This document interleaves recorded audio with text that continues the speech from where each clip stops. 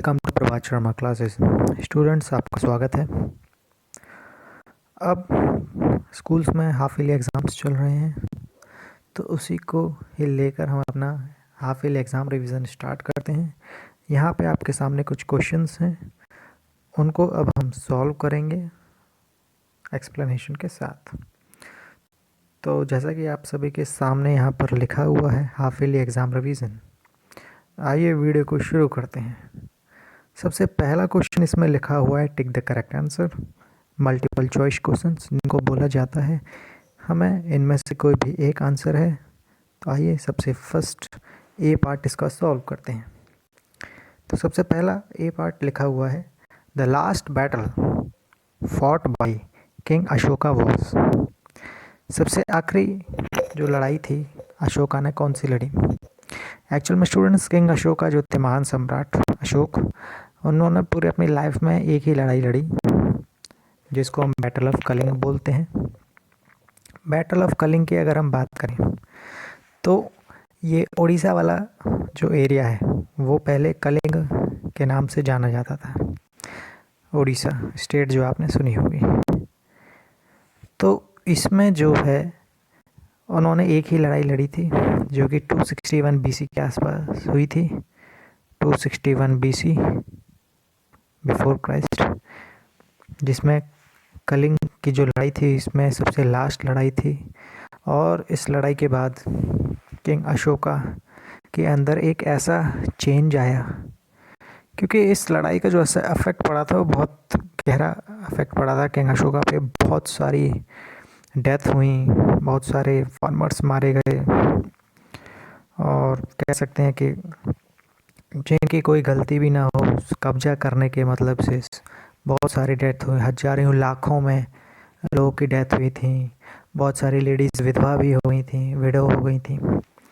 तो इस बैटल का असर सम्राट अशोक पे ये पड़ा कि उन्होंने अपना ये जो वो लड़ाई लड़ते थे वो सारा काम त्याग दिया और उन्होंने बौद्ध धर्म को, बौद्ध रिलीजन को अपना लिया, एडॉप्ट कर लिया, और आगे फिर अपने बौद्ध रिलीजन को ही, बुद्धिज़्म को आगे प्रमोट करने का काम किया। उनके बच्चे थे महेंद्र वर्मन। श्रीलंका, मिस्र, इजिप्ट, चाइना, इन सभी जगह पर हम कह सकते हैं बुद्धिज़्म रिलीजन का उन्होंने प्रमोशन किया। तो सबसे जो लास्ट बैटल जो है, अशोका ने एक ही लड़ाई लड़ी थी स्टूडेंट्स, बैटल ऑफ कलिंग। तो उसका राइट आंसर है battle of Kalinga. Battle of Tarain की बात करते हैं। तराइन का जो लड़ाई है वो चंद्रगुप्त मौर्य एक हारे थे और एक जीते भी थे। दो लड़ाई लड़ी गई थी 1191 और 1192 में। तो ये दोनों ही लड़ाई चंद्रगुप्त मौर्य सबसे पहली लड़ाई हार गए थे, दूसरी जीत गए थे, मोहम्मद गौरी के साथ हुई थी। बी पार्ट अब हम रीड करते हैं। The blue colour is used for showing. अब इसमें बात बताई कि हमने स्टूडेंट्स मैप के चैप्टर में पढ़ा है कि कुछ सिंबल्स यूज़ किए जाते हैं, कलर से यूज़ किए जाते हैं कुछ हिस्से को दिखाने के लिए, एरिया को दिखाने के लिए। तो ब्लू कलर जो है वो, तो उसमें फर्स्ट ऑप्शन दिया हुआ है water bodies, second option is mountains and third is plains. Student, water bodies के लिए ब्लू कलर यूज़ होता है और माउंटेन्स के लिए जो है वो ब्राउन कलर यूज़ होता है, ब्राउन। और लास्ट जो है वो प्लेन्स, प्लेन्स के लिए येलो कलर यूज़ होता है, येलो या फिर पिंक कलर। तो हम इस तरह से कह सकते हैं कि ब्लू कलर जो है वो वाटर बॉडीज़ को शो करता है। और वाटर बॉडीज़ हमारी अलग अलग तरह की होती हैं, अलग अलग फॉर्म्स में वाटर का पाना ही हमारा जो है वाटर बॉडीज़ कहलाया जाता है। जब अलग अलग वाटर हमें अलग अलग फॉर्म्स में दिखाई देता है, फॉर एग्ज़ाम्पल रिवर में भी वाटर पाया जाता है, पॉन्ड्स हो गए हमारे तालाब, लेक्स हो गए हमारी झीलें, और ओशंस हमारे समुद्र। तो इसी में ही हमारी ब्लू कलर का यूज़ करते हैं हम। जितने भी वाटर बॉडीज़ हैं इन सब के लिए ब्लू कलर का यूज़ होता है। तो स्टूडेंट, इसका करेक्ट आंसर जो है वो है water bodies. Our next question is C part. A compass is used. Compass क्या है? हमने चैप्टर में पढ़ा था कंपास जो है एक डिवाइस होती है जिसके ज़रिए हम डायरेक्शंस को पता लगा सकते हैं कि हम कौन से डायरेक्शंस में हैं, हमारी पोजीशन क्या है, किस डायरेक्शन में हम खड़े हैं। ठीक, तो ये कंपास यूज़ किया जाता है। तो इसका करेक्ट जो आंसर है वो आपको दिखाई दे ही रहा है। तो सेकंड आंसर है इसका, second part, to find the main direction. क्योंकि हमारे बेसिक डायरेक्शंस जो हैं, कार्डिनल पॉइंट्स जो कि हमारे 4 हैं, ईस्ट, वेस्ट, नॉर्थ, साउथ, तो ये डायरेक्शंस हमारे कंपास बताता है। और साथ में हमने इसके इंटरमीडिएट डायरेक्शंस भी पढ़े थे, north east, north west, south east and south west. तो इस सभी तरह के डायरेक्शंस को दिखाने में हेल्प करता है। स्टूडेंट्स, हमारा डी पार्ट पढ़ देते हैं।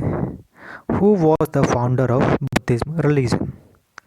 स्टूडेंट, बुद्ध धर्म की स्थापना, बुद्ध धर्म को स्टार्टिंग करने वाले कौन थे? आइए ज़रा जानते हैं। और देखो, क्वेश्चन से ही इसका आंसर पता चल रहा है। तो देखो, नाम में ही इसमें बुद्ध आ रहा है, तो इसके आंसर में भी बुद्धा ही होगा। तो आइए ऑप्शंस को रीड करते हैं। First option is Gautam Buddha, second is Mahavir Jain and third is Panini. So the right answer is first part, Gautam Buddha.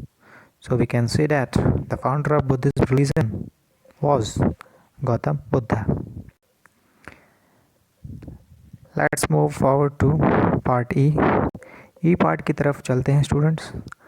Disputes related to ownership of lands in villages are settled by. अगर गांव में कोई लड़ाई हो जाती है ज़मीन को लेकर, तो वो कौन सॉल्व कराता है? कोई ऐसा पर्सन है जो इन लड़ाइयों को सॉल्व करवाता है?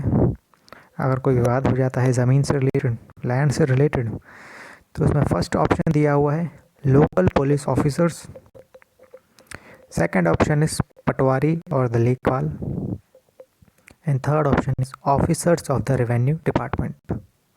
स्टूडेंट, अगर हम बात करें, हमने चैप्टर में पढ़ा था कि गांव में ज़मीन का मेंटेनेंस ऑफ रिकॉर्ड जो हिसाब रखता है वो हमारे पटवारी रखता है। तो यही हमारे पटवारी ही सॉल्व करवाता है। So the right answer is second, patwari और लेखपाल।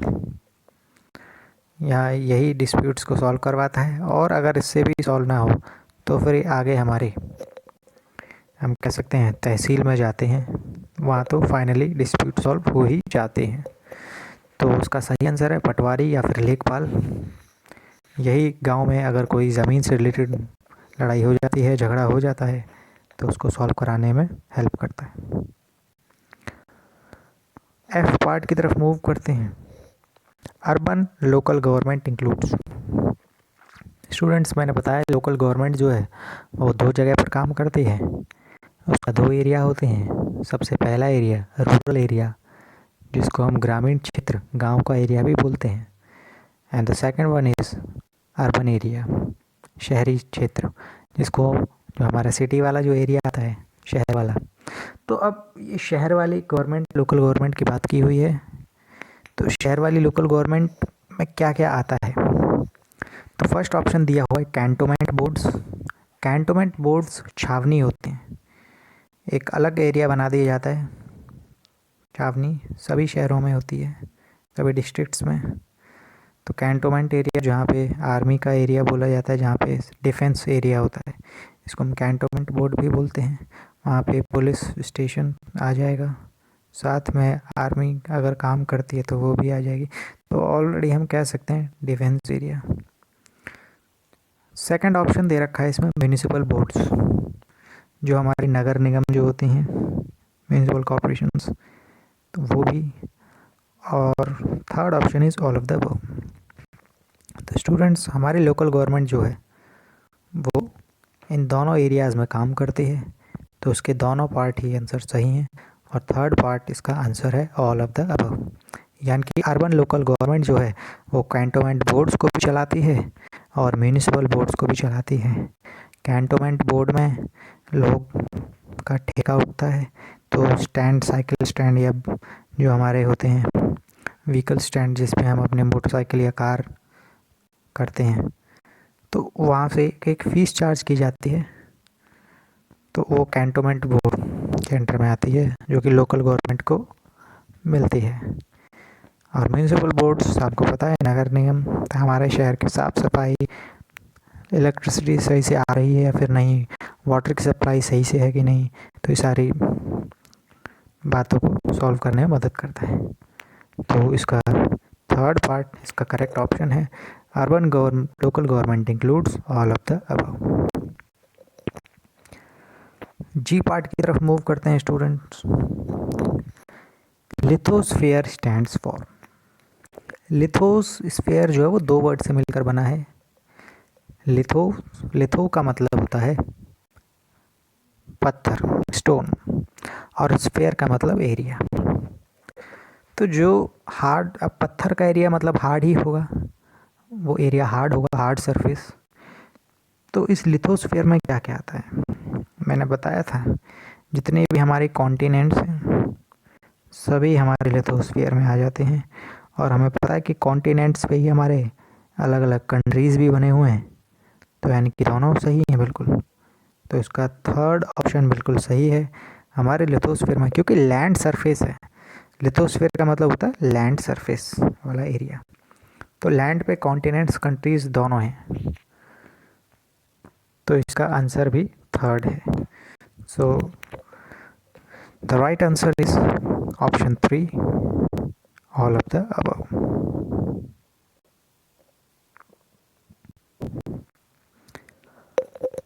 एच पार्ट की तरफ मूव करते हैं स्टूडेंट।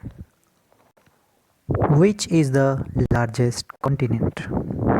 इसमें बात की गई है एरिया के हिसाब से सबसे बड़ा कॉन्टिनेंट कौन सा है, सबसे बड़ा महाद्वीप। तो हमें पता है सबसे नंबर 1 पे एशिया कॉन्टिनेंट आता है, उसके बाद हमारा अफ्रीका आता है, और ये ऑप्शन के हिसाब से अगर हम बात करते तो, और सबसे लास्ट में सबसे छोटा कॉन्टिनेंट जो है वो हमारा ऑस्ट्रेलिया है।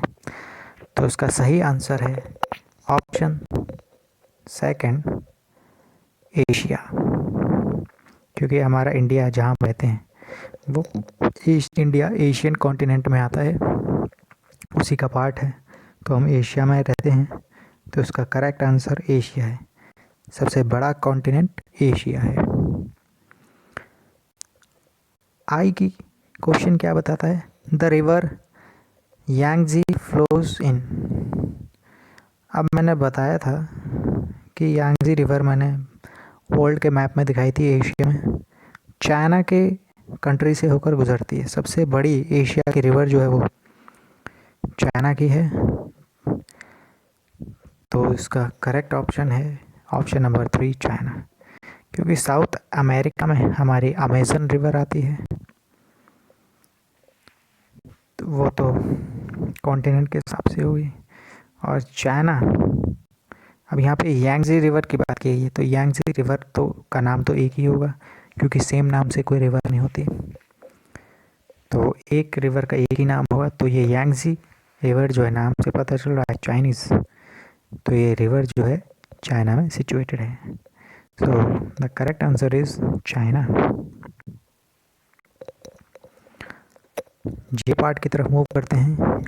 Who was the founder of Jainism religion. Jain धर्म के संस्थापक कौन थे, किन्होंने शुरुआत की थी जैन धर्म की।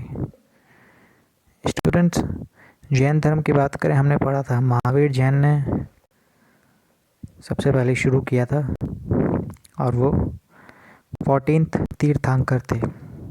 जैन धर्म के फर्स्ट तीर्थंकर थे वो ऋषभदेव थे, और 14 नंबर के हैं हमारे महावीर जैन, जिन्होंने जैन धर्म की स्टार्टिंग की, शुरुआत की। तो इसका करेक्ट ऑप्शन है ऑप्शन आई, महावीर जैन।